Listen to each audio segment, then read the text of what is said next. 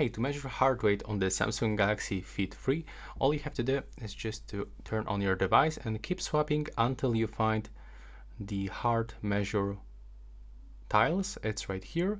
So now you have to put the watch on your wrist, click the measure, and now you have to wait until it will be finished.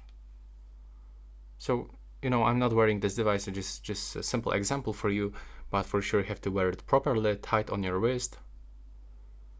And after a few moments you will actually get the results. And as you can see, I've got 86 bitrate per minute, and according to this information, it's actually higher than the average resting rate. It's between 61 to 76. And I can click tag to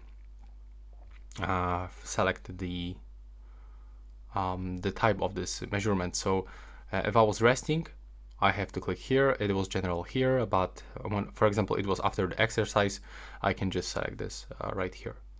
And now I've got this information that it's actually higher because I was after the exercise. And that's how it looks right now. Please subscribe to my channel and see you in the next one.